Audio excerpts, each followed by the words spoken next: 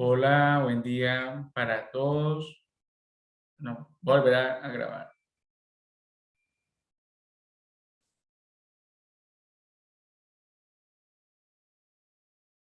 Quiero agradecerles el estar aquí conmigo en esta reunión a través de Zoom para compartirles una cartilla que fue producto pues, de un trabajo en un curso muy interesante que se llama Teología, Ecología y Medio Ambiente, junto con el profesor Efren Grueso. Y el objetivo de esa cartilla que le hemos titulado Una introducción a la ecoteología parte de un objetivo importante y es ver la necesidad de un diálogo entre la ecología y la teología, que para muchos pues son disciplinas totalmente opuestas, pero creemos que puede haber un diálogo interesante entre ambas para buscar una solución a la problemática ambiental y al cuidado, y eso lo vamos a ver al final, y es lo que muchos llaman la casa común, ya que en esta tierra pues estamos todos los seres humanos y en nuestra casa común, como lo dice el Papa Francisco. Y en ese sentido, creemos que la fe y la ecología aportan a la ecología en cuanto a su praxis para comprometer, y aquí esto es muy importante, que haya un compromiso de los seres humanos en favor del cuidado y el buen uso de los recursos naturales y humanos, cultivando en ellos una relación fraternal. Por esa razón, pues el objetivo de esta cartilla tiene ese propósito de dar una breve introducción, ¿no?, a la importancia de la ecoteología y, digamos, ahí una fusión entre ambas disciplinas, la ecología y la teología, a partir de la información de algunas problemáticas medioambientales. Particularmente vamos a hablar de tres, y vamos a finalizar con una reflexión bíblico-teológica al respecto. En ese sentido, pues la población objetivo de esta cartilla, pues por un lado es la iglesia donde yo asisto, la Iglesia Pentecostal Unida de Colombia en el barrio Lupe Lloreda, pero también otra población objetivo pues son los familiares, amigos cercanos, en los cuales pues conozco para que puedan conocer de esta cartilla brevemente. Los objetivos generales, el principal objetivo aquí es compartir una breve introducción de la ecoteología partiendo del análisis de algunas problemáticas medioambientales y de la reflexión bíblico-teológica. Básicamente tenemos dos objetivos específicos, y el primero es, como lo mencionaba, analizar algunas de esas problemáticas en el cambio del medio ambiente, particularmente tres. Quiero que hablemos del calentamiento global, de la contaminación del agua y de la gestión de residuos sólidos, para también llevarlos a una reflexión bíblico-teológica de estos aspectos, sobre todo cómo fundamentan el cuidado del medio ambiente y el respeto por la tierra y de nuestra casa común. Frente al primer punto, seguro no es la primera vez que ustedes lo escuchan, es el calentamiento global. Y lo primero es, ¿qué es el calentamiento global del cual se habla tanto?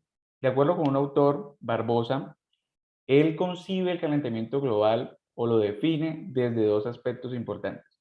El primero es como un fenómeno donde se observan las medidas de la temperatura, es decir, muestran los promedios en el aumento tanto en la atmósfera terrestre como en los océanos.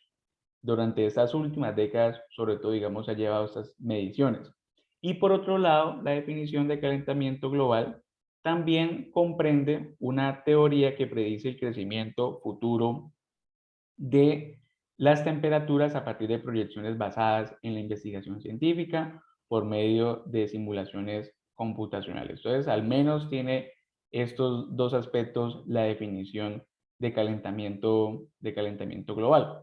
Hay un informe muy interesante que yo se los voy a compartir, y es un informe del Grupo Intergubernamental de Expertos del Cambio Climático, a los cuales, digamos, acude la ONU, y siempre sus análisis son muy importantes en la reunión que hacen cada año, que en este caso, en este año fue en Glasgow, y ellos hacen un informe de cuál sería el impacto del calentamiento global con 1.5 grados respecto a los niveles preindustriales.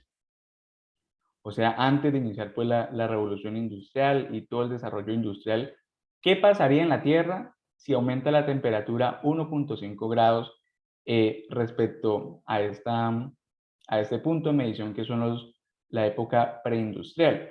¿Y eso por qué es importante? Porque a medida que aumente el calentamiento en la Tierra, pues eso va a tener unas consecuencias tanto en los océanos como en el medio ambiente en general. Y se tiene previsto que llegue a 1.5 grados el calentamiento global entre 2030 y 2052.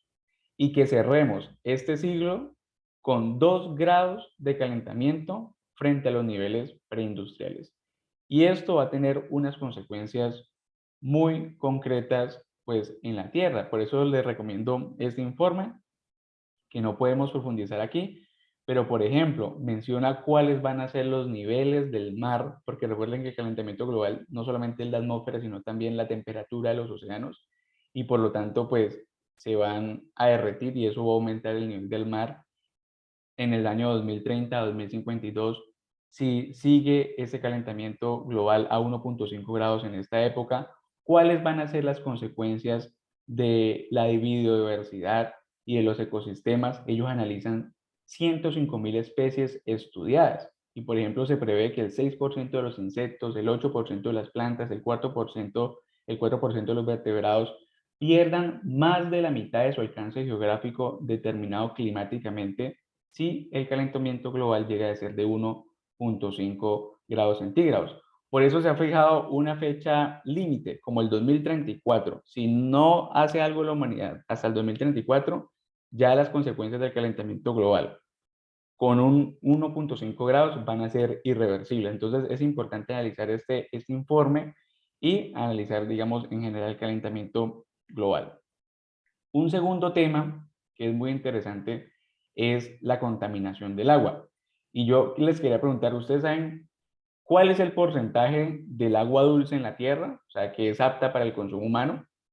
Eso es muy importante tenerlo en cuenta, porque el 97.5% del agua en la Tierra se encuentra en los océanos y mares, es decir, es agua salada, no apta para el consumo humano.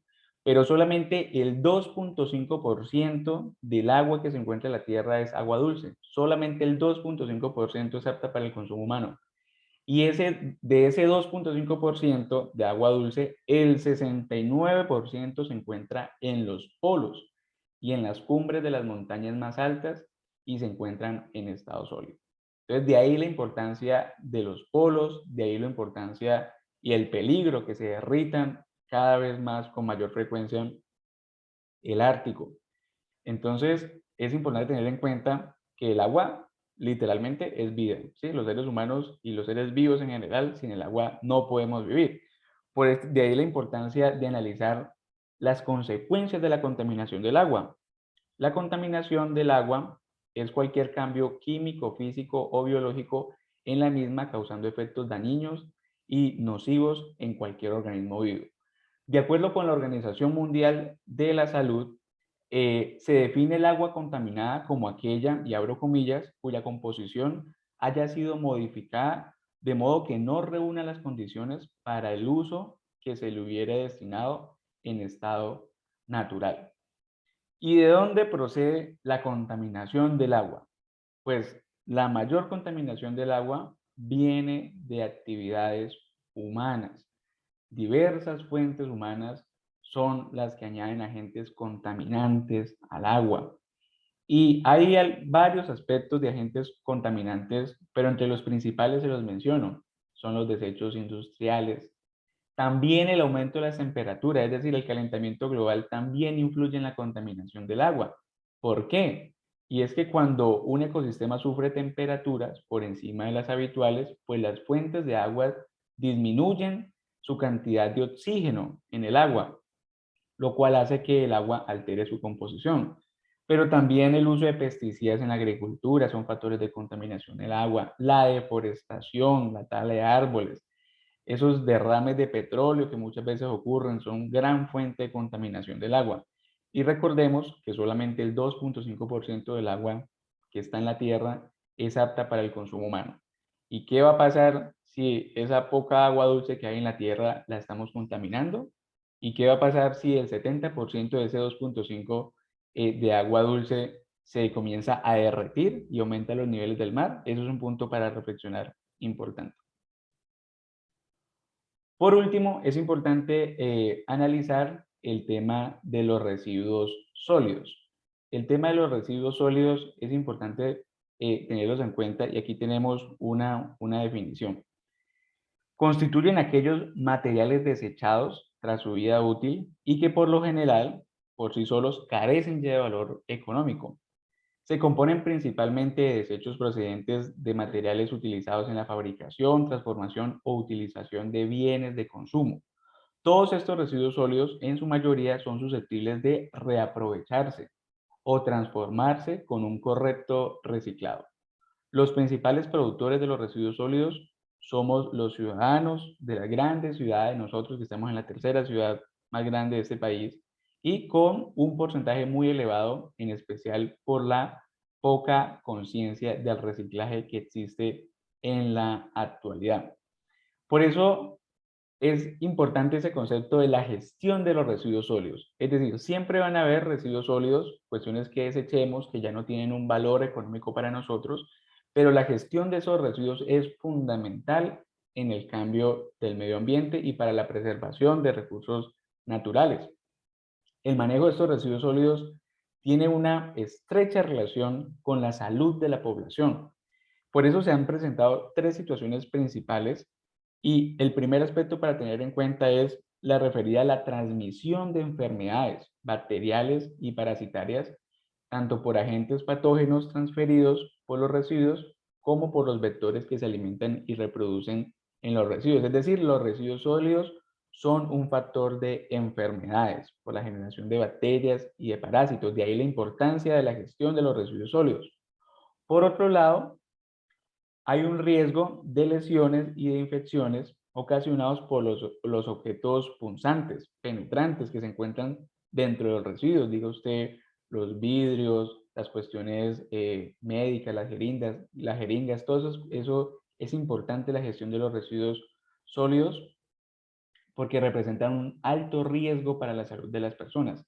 Y en un tercer lugar, la contaminación ocasionada por la quema de los residuos. Muchas veces la forma de solucionar esa gestión de los residuos sólidos, una mala forma es literalmente quemar los residuos sólidos. Y eso afecta no solamente pues, el medio ambiente, sino el sistema respiratorio de los individuos. Por eso, ¿cómo vamos a manejar las basuras? La importancia de reciclar desde casa tiene un impacto fundamental en esa gestión de los residuos sólidos que está estrechamente ligado con el cuidado al medio ambiente. Por último, estimados amigos, yo quiero plantearle algunos aspectos bíblicos y teológicos frente al cambio climático y particularmente esos tres temas que acabamos de ver, el calentamiento global, la contaminación del agua y el manejo de los residuos sólidos. Por eso, a mí me parece muy interesante, que también se los puedo compartir, es una encíclica papal que el Papa tituló Laudato Si, la publicó en el año 2015.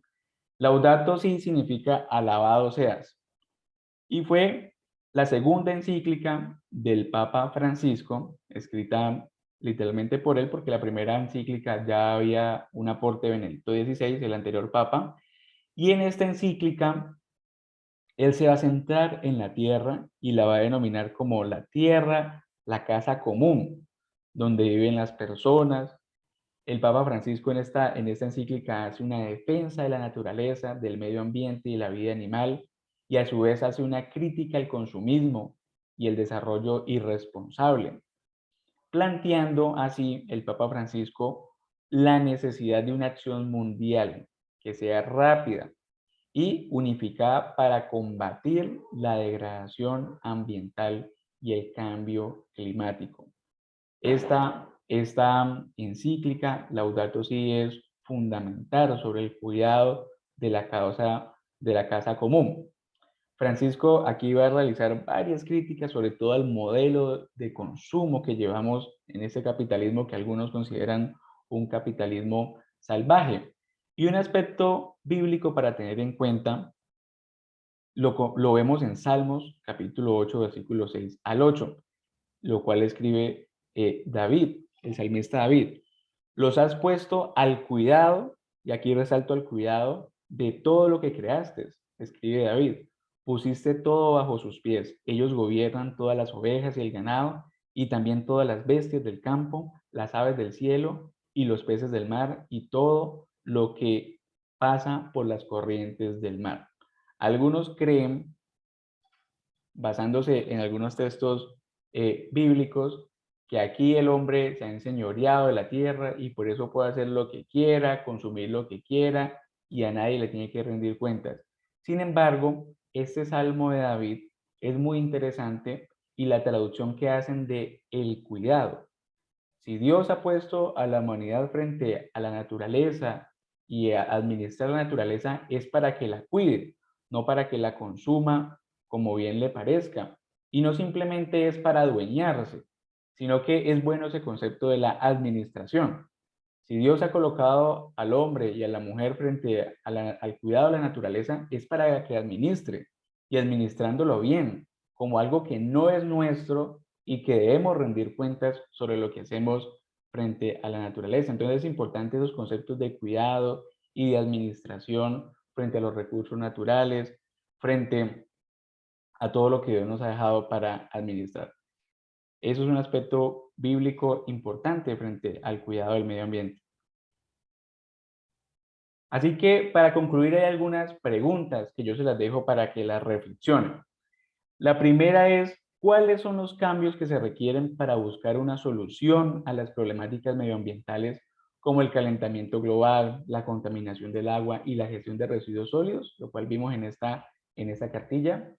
Otra pregunta para que ustedes la reflexionen y es, ¿qué acciones concretas creen que podemos realizar cada uno de nosotros de forma individual para aportar a la solución de estas problemáticas medioambientales, las cuales vimos en esta cartilla?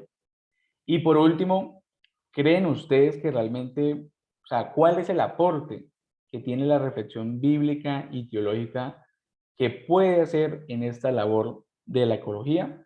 Son tres preguntas que se las dejo en la mesa para que la piensen, para que la reflexionen y busquemos acercarnos a una respuesta.